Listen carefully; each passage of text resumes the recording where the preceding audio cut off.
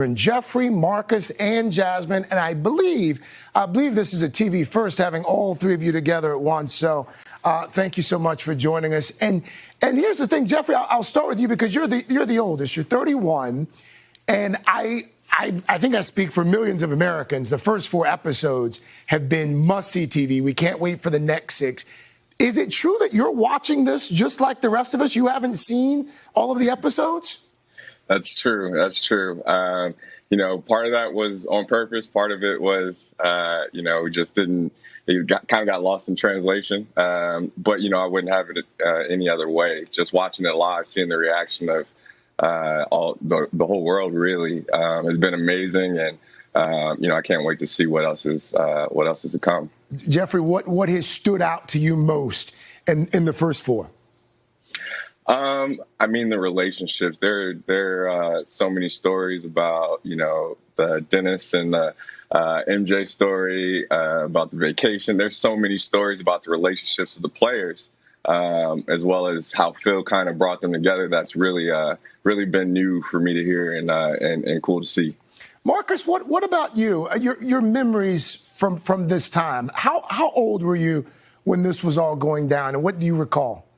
Yeah, sure. So I was born Christmas Eve, 1990. And so I like to think that I was the good luck that started the championship run in the 90s. And I'm not as patient as Jeff. I've talked to Jason, the director, and I've nagged my dad a couple of times to get some of the episodes early. And so I'm really just loving how the reception of it is, and everybody's debating who's the greatest of all time. But I'm pretty sure that this documentary kind of ends all that.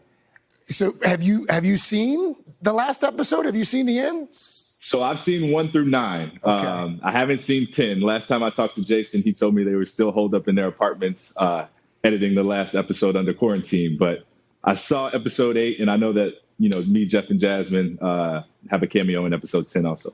Jasmine, your father, of course, one of the most recognizable people on the planet. As a little girl, when did you realize that Michael Jordan was Michael Jordan?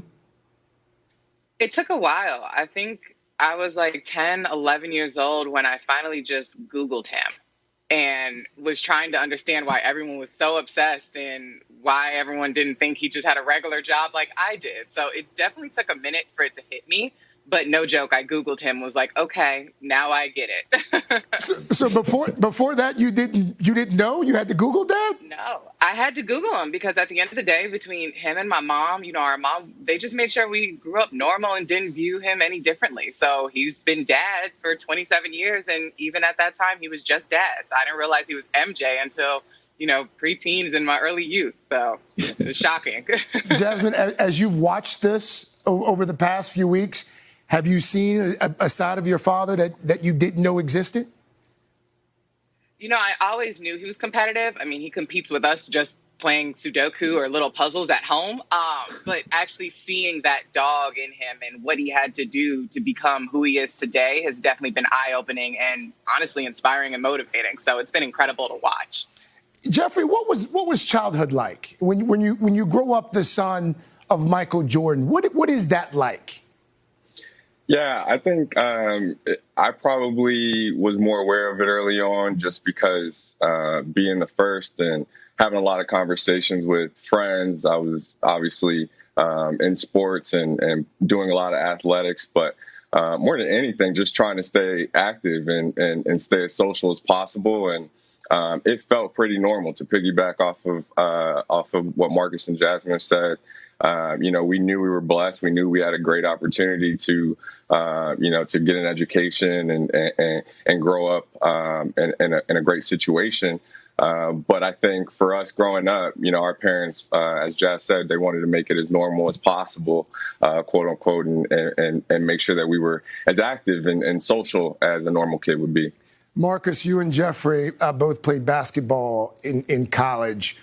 What were those one-on-one games like with Dad, Marcus, growing up? Like, would he treat you two the same way he would treat Isaiah Thomas, or would he go a little lighter on you two? He would treat us exactly the same way as any other basketball player he was playing.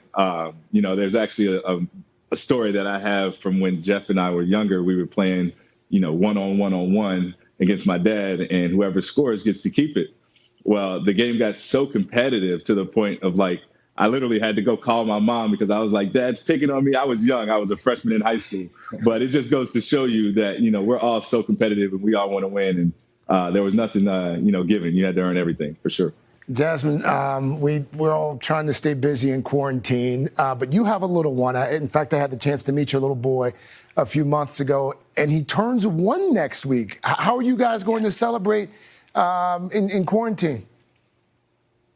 We're going to have just a quarantine gathering, just myself and my fiance and him, and we're going to have balloons everywhere. I'm going to bake a birthday cake. It'll be the first time I've ever baked, so we will see how that goes. But it's just going to be exciting. We're blessed and fortunate that, we get to just spend it all together under crazy circumstances. So we're just looking forward to just being together as a family. Are the wedding plans still on track for the fall?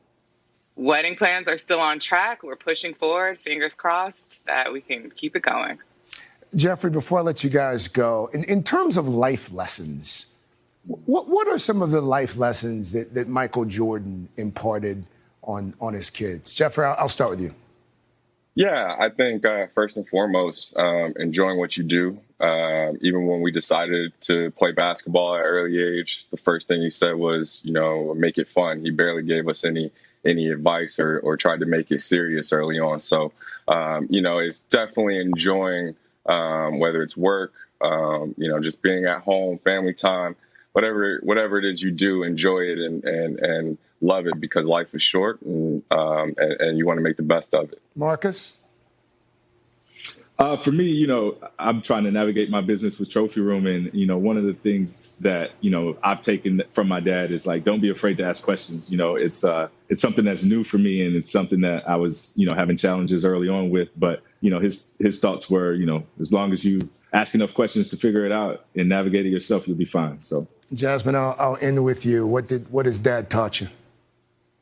He's really taught me just to be authentic and to be myself. And no matter what I do and whatever we do, just commit to it. Because at the end of the day, who we are is truly our power. That's our gift. And no one can take that away from us. And all we can do is focus on what we control and what we need to do to really just be ourselves. So I live by that every day. Jasmine, thank you. Marcus, thank you. Jeffrey, thank you as well. You can catch new episodes of The Last Dance Sundays on ESPN.